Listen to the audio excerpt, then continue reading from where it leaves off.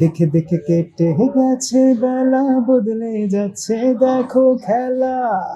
ঘুরে যায় রাজনীতি দান, জনগণ জানে সমাধান। আমরা মেইনলি আমার কোম্পানি থেকে ঢাকা ১ আসনের পিআরের কাজ করছিলাম।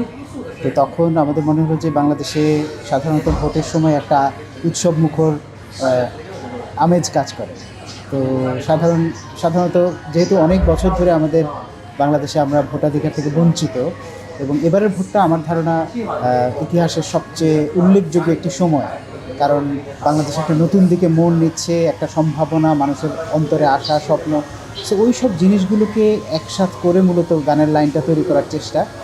এবং আপনি জানেন যে দুটো গান ভাইরাল হয়েছে, এর মধ্যে একটি গান হচ্ছে ভালো লোকে হোক এবার পাল্লা।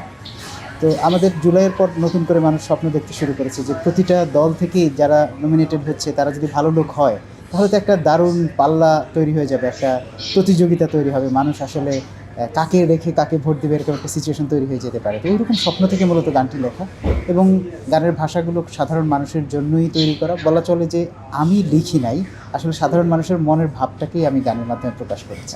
জামাতের সাথে সম্পৃক্ততা বলতে, যেহেতু জামাতের একটা আসনের জন্য করা, ঢাকা ১ আসনের যে প্রার্থী ব্যারিস্টার নজরুল ইসলাম, ওনার জন্য করা ছিল গানটি। সো আমরা তো প্রফেশনালি কাজ করছি ওনার জন্য। সো যখন গানটি আপলোড হয়, যেহেতু আসনের কোনো উল্লেখ ছিল না এটাতে, আমরা অবশ্য গানের লিরিকটাকেও ওইভাবেই লিখেছি যেন এটা আপামর জনসাধারণের কাছে পৌঁছে যায়।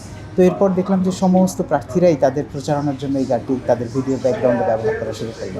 জামাত তো তার নিজের মতো করে চেষ্টা করে যাচ্ছে, যেহেতু জামাতের একটা সাংগঠনিক বাউন্ডারি আছে, তারা মিউজিকে কাজ করে না, তারা চেষ্টা করেন লিরিকটাকে তাদের মতো, যে তাদের যে ঐতিহ্যগত যে সুর বা ঐতিহ্যগত যে লাইনগুলো, সেগুলোকে ওনারা রিপ্রেজেন্ট করেন সবসময়ই। তো সে কারণে ওনারা চেষ্টা করে যাচ্ছেন।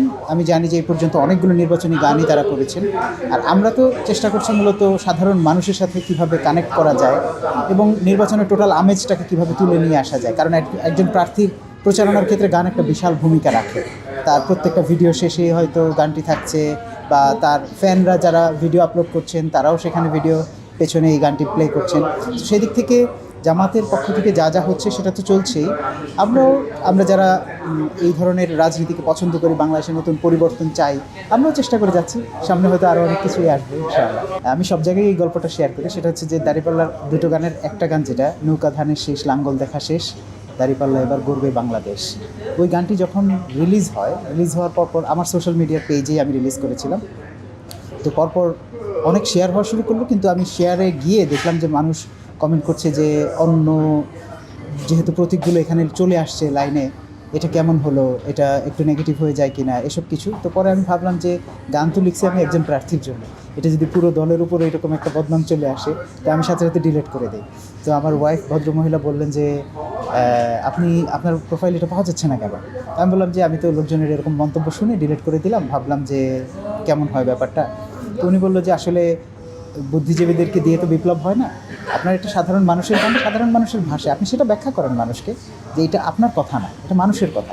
কারণ আমরা যখন নির্বাচনী প্রচারণার জন্য বিভিন্ন জায়গায় যাই, তখন কিন্তু আমরা দেখতে পাই যে তারা বলছেন যে আমরা তো এটা দেখছি, এটা দেখছি, এটা দেখছি, এবার আমরা দাঁড়িপাল্লাকে দেখতে চাই। তো এটা আসলে মানুষের লাইনটাকে আমি জাস্ট গানে রিপ্লেস করেছি।